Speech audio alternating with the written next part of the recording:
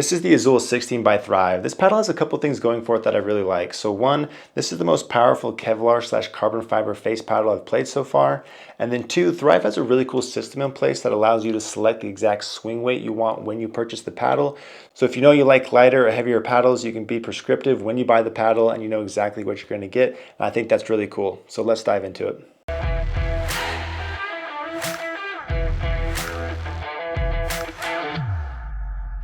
Hey, this is Brandon with Pickleball Effect. Today we're going to do a review of the Azul 16 by Thrive. Before we jump into the construction and the specs of the paddle, I want to talk about what Thrive's doing on their website. So they have this system in place that allows you to select the exact swing weight you want when you purchase the paddle. And there's a couple of reasons why this is really cool.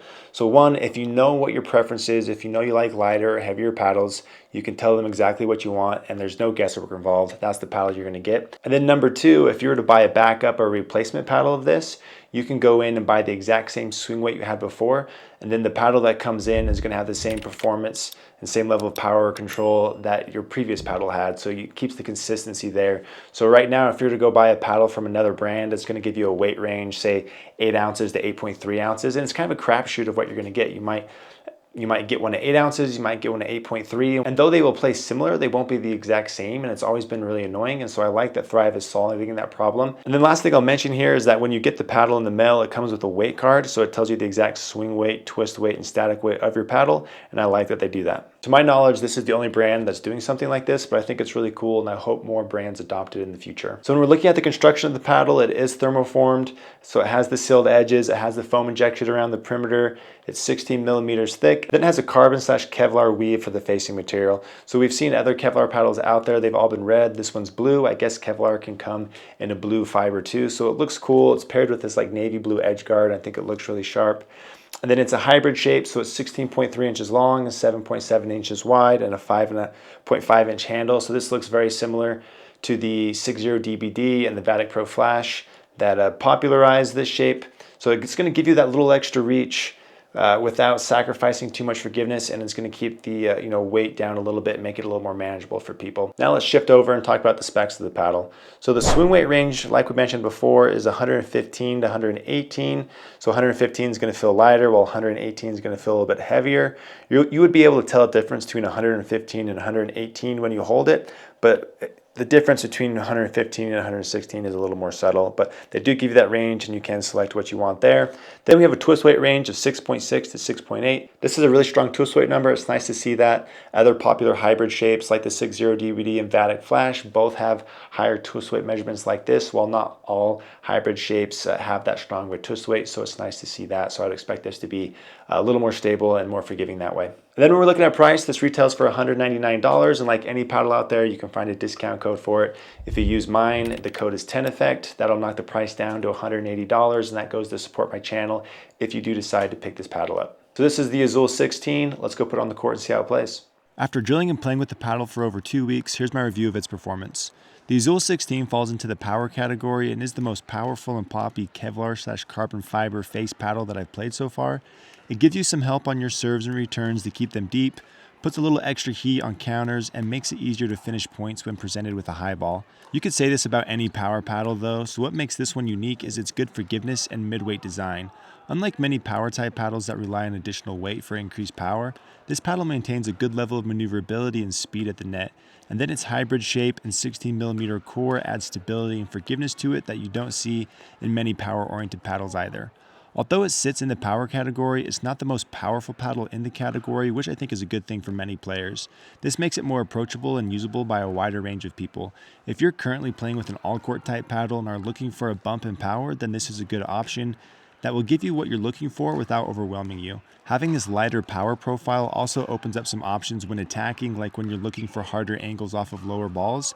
When you have some extra power, it's easy to sell those wide when the margin of error is small already, so high power paddles like the Gearbox Pro Power make those even more difficult to execute.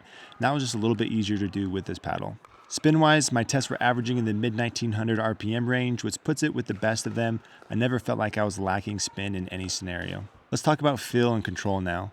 All other Kevlar face paddles I've played up until this point, like the 6.0 Ruby or the Pickleball Apes paddles, have a more muted, softer feel to them compared to the more responsive, connective feel of carbon fiber. However, the Azul doesn't have that same muted feel as those other Kevlar paddles. It has a stiffer feel in comparison.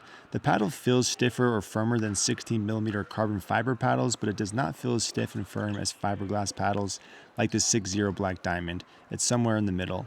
I don't think the feel of it was off-putting or anything, though I personally prefer a softer feeling, so I did add some tungsten weighted tape to the paddle to soften it up a bit, and I liked what that did for it. I'll dive into that setup more a little bit later.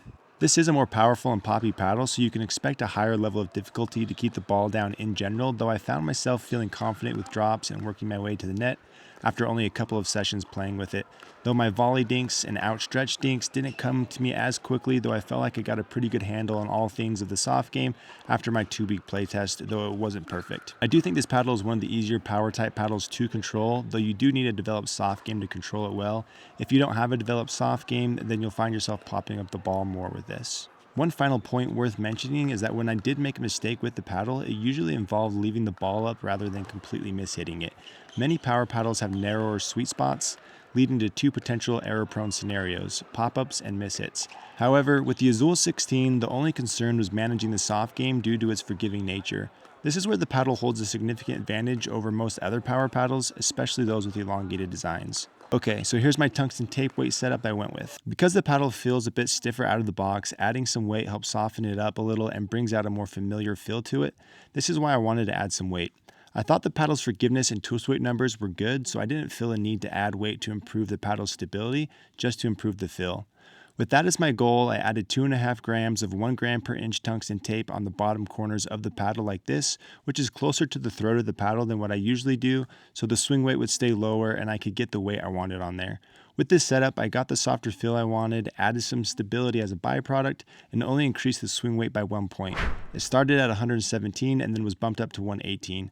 My final static weight was bumped from 8.2 ounces to 8.5 ounces after adding the weight and an overgrip. I've been using and loving my new overgrips that I recently launched on Amazon, by the way. You can see a white one on my paddle here. They are semi-tack design, so you have a good feel on the handle without it being too sticky. Plus they are more durable than other stuff you can get out there, which is nice. Now let's talk about which swing weight you should select when purchasing the paddle. The swing weight range the paddle has of 115 to 118 falls into the midweight category. 115 is more headlight, while 118 is more head heavy. 115 will be lighter and more maneuverable, while 118 will be a little heavier and less maneuverable, but will give you more plow through and power. If you know that you like lighter paddles, then get 115 or 116, and if you know you prefer a little more weight, then go with 117 or 118. If you're not sure what to get, I would recommend 116. It's a good middle ground, and you can add weight if you'd like to without the swing weight getting away from you. I'll finish things up here with my recommendation. The paddle's combination of good power and pop, but not over the top power, good forgiveness, and manageable weight make it a more approachable and player-friendly power type paddle. Its only real drawbacks are that it has a stiffer feel that takes some getting used to, and it comes in only one shape option. If you're looking for more power but don't want to commit to a big power paddle like the Gearbox Power Pro series or the Engage Pursuit Pro series, then I think this is a good option. So that's everything I have for you. Thanks for watching. If you do decide to pick one up, please use my code 10effect on their website for a discount and to help support my channel. Thanks.